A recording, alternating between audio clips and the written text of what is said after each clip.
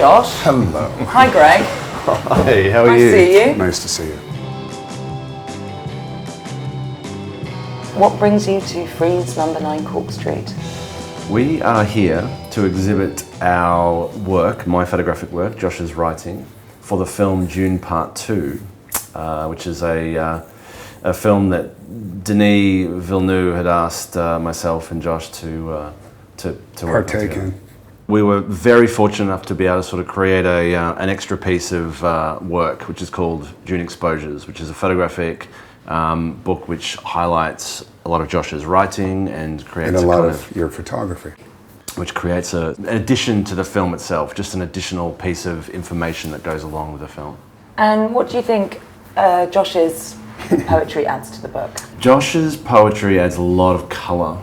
Every time I read Josh's words, it adds an image in my mind that creates something beyond the image that I've created myself.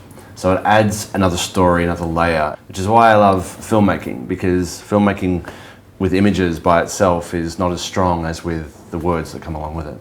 I mean, a lot of this was prompted by Tanya Lapointe, who is the producing partner of Denis Villeneuve and partner.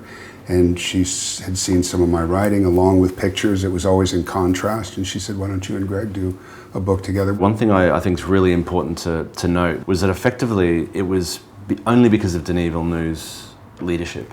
He brought a group of people together that maybe hadn't worked together before. And he put us in these places that, inspired, of course, by Frank Herbert's writing, but ultimately Denis Villeneuve's the leader of our story. And I think for me, that's the biggest takeaway of this exhibition. It's a love letter to Denis' inspiration. Ability to create a family. Yeah. And that's what it was, ultimately. And I was curious to know who your favourite poets were. Cummings, E. Cummings, Dylan Thomas. I'm a romantic. John Keats is my man. You did a movie about John Keats. I did a film called Bright Star. Which are your favourite... Oops. Which are your favourite real life Dune locations? Real life Dune locations? Yeah. Outside of Abu Dhabi. It was about 2.5 hours south of Abu Dhabi. There's a resort that exists, but 100 kilometers in every direction is nothing but sand. And we were there for how long? 6 weeks? Yeah, about 6 weeks. 6 weeks. My favorite. Yeah. I think my favorite was probably Jordan.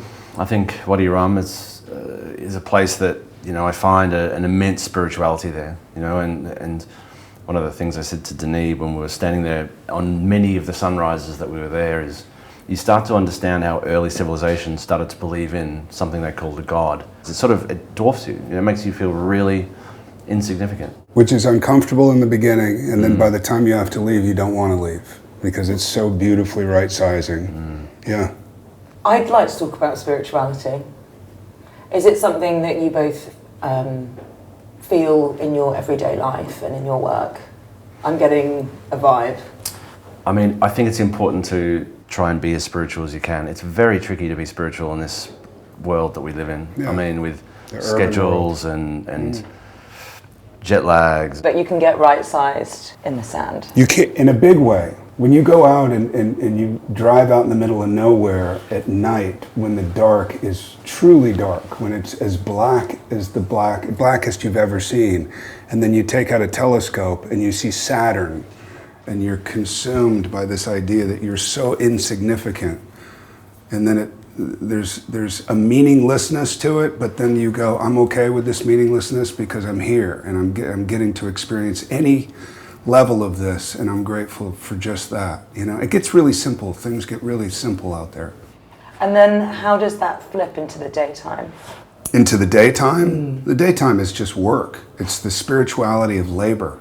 You know what I mean? Particularly when you're struggling to stay alive when it's 45 degrees Celsius. I like this vision that I'm getting of the set and the busyness in the day, and then Josh at night with the telescope. We lost him a few times. You did. Frieze has an art fair in Santa Monica. Yeah. Do you have any recommendations of places to go? The Santa Monica Mountains, if you travel north a bit, the Santa Monica Mountains along the PCH, it's amazing. There's tons of hikes, there's sand dunes, you can pretend like you're in a dune movie. You can, yeah. And then if you have a motorcycle, you can go ride vintage, or I'll pick you up and we'll ride together. I'll take you up on that. Okay, you got it? I think you should go down to Venice. Like, I think you should go to Venice to Giusta or to Boardwalk or something very, very original and real about Venice Beach. And very California. Yeah, which is where I live in. Yeah, me too. Venice. Get my push-ups in. Yeah. Josh, what do you collect, art or otherwise? Books, first edition books, first and foremost, and art. Art since I was 20. I think I bought my first, maybe later, my first lithograph from a guy named Malcolm Lipke when I was 20 years old. But a lot of art now. A lot of art. Daniel McKinney is probably a favorite right now. Jamie Holmes, Scott Kahn. I have a couple of Scott Kahns.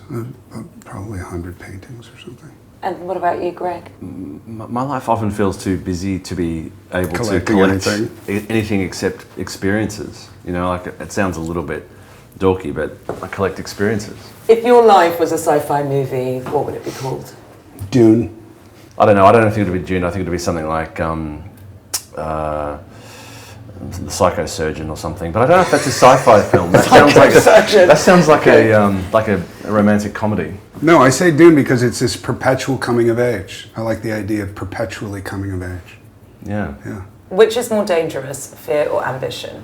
Fear is the mind killer. Ambition, I think for me, for some reason, ambition has been a negative word. I know it's a positive, there's a positive use for it. But yeah, I would say fear is a good thing. Fear is a motivator. I would agree with the fact that fear is a good thing. Yeah. Fear is the only thing, actually. Yeah. It's the only thing that gets you out of bed in the morning. So I would say ambition is the negative. Yeah, it's the ego. I was one of those kids that wore those T-shirts with like the gory, bloody eye, the no fear T-shirts. Yes. Yeah, I've got a good eBay alert. It's time to get back into no fear. Do you believe in destiny, or do you think we shape our own futures? I'm a full believer in shaping our own futures. Both. I think there's a destiny, but I think that you can manipulate or you can pull yourself in certain directions, but I think ultimately we have a destiny. Who would you choose to score your life? Oh, wow.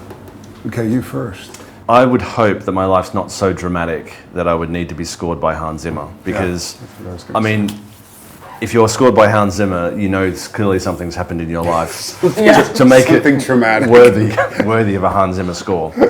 But probably Hans Zimmer. Yeah, I mean, there's something, you know, when I hike, there's different things that I do, and I'll put on music just to kind of contrast it, and Hans Zimmer is always the go-to. Yeah. It's like listening to Hans Zimmer is like taking emotional LSD. It's great. Well, thank you for coming. Thank you for having us. We're thrilled to be hosting your exhibition. Thank you for having us. us. We'll see you later.